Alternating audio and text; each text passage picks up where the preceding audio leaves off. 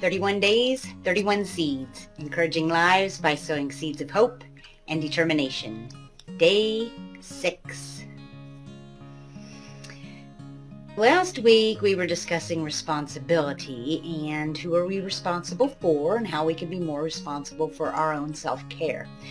This week I want to dive into feelings, and I learned this tidbit about 8 years ago, and it was a hard one for me to grasp. I had a conversation with one of my friends, and we went back and forth for months, and he was trying to get me to grasp this concept about feelings. To kick it off today with day 6 and seed 6, I'm going to start it off a little easier with the things. It might be easier for you to understand than it was for me. We have feelings. We have physical feelings when we're hurt or we're cold or we're warm, and then we have emotional feelings of the way words make us feel, situations make us feel, and sometimes both of those can be mingled if we're going into a situation that we feel nervous. That's an emotional nervous as well as we feel a physical feeling. Do you react to all of your feelings? How do you present to your feelings? One story I'll start out with is when I had facial paralysis. I had bought a dog who grew to be quite large, and we were playing rough one day, and his big paw hit me in the face.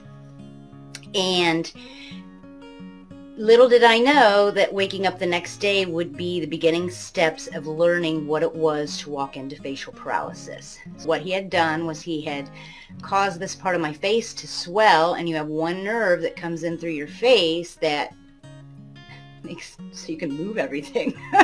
It all happens right here. Well, that swelled that shut, and the next day when I woke up, I felt like my tongue was burnt. That's one of the first signs of facial paralysis coming on.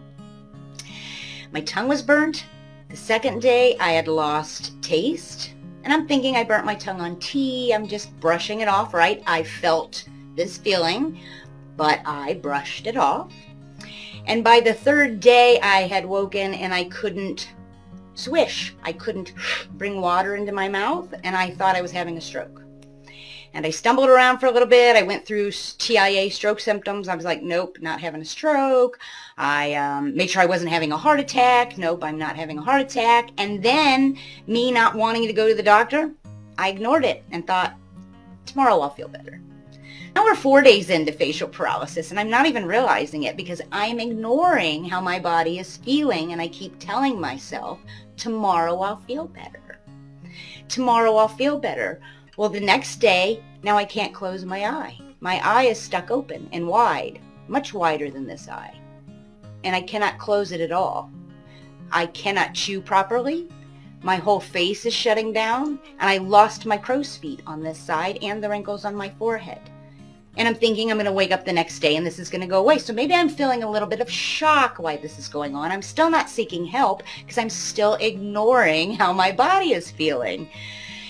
And then eventually I have full facial paralysis. And if you've had facial paralysis, you know then the muscles that are working are pulling all of the part of your face that isn't working, tugging everything to the side.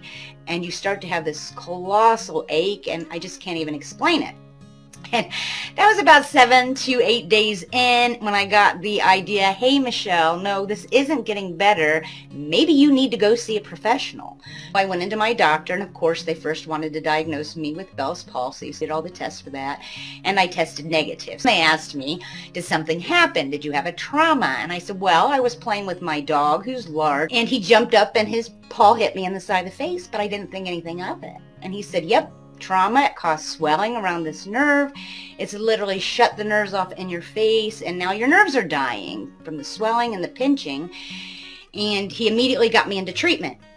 Now, once in treatment, it took a while to bring my face back, but in that time, I joined a paralysis group, a facial paralysis group, so they could tell me some tips and tricks, because when you go to take a shower, you're not thinking about it. You put your face in the water, and your eyeballs being pounded with water. It doesn't close at night when you're sleeping, which then your eye can dry out. You can lose your vision. Then I learned there were people who didn't seek treatment as soon as I did, and 10 years later, they still had facial paralysis. And I met people who sought treatment sooner, and they got their face back sooner. And I learned I should listen to my body. Now years later, I'm out there shoveling 8 tons of snow. I twist my whole pelvis, pinching off my sciatic nerve. I'm getting massive tingling from my toes all the way to my ribs. Immediately I'm like, okay, go to a professional. This is your nerves. You've went through this with your face. We're talking about your sciatic nerve. This can cause a lot of paralysis. Rush in. I get to the chiropractor. I'm having it taken care of. I reacted to what my body was feeling.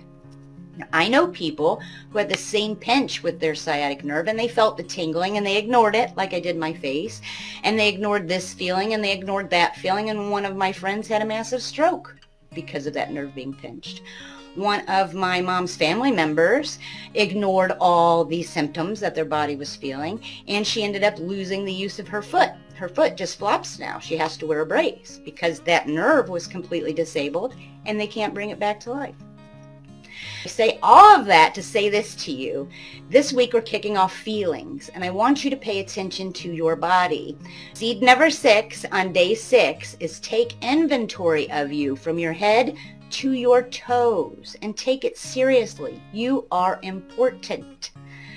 And if there's anything that you feel may be off or not right, go seek someone who's a professional in that arena who can either let you know if something's going on or clear your mind that you're fine. Hey, if there's nothing wrong, it doesn't hurt to check. But if we ignore how we feel, which a lot of us who are empaths and doing so much for other people can ignore ourselves and push through discomfort and pain, sometimes it doesn't end well. Day 6, seed 6, take inventory of you and act on you. Don't ignore you. Love you. And I love you. I'll see you tomorrow for seed 7.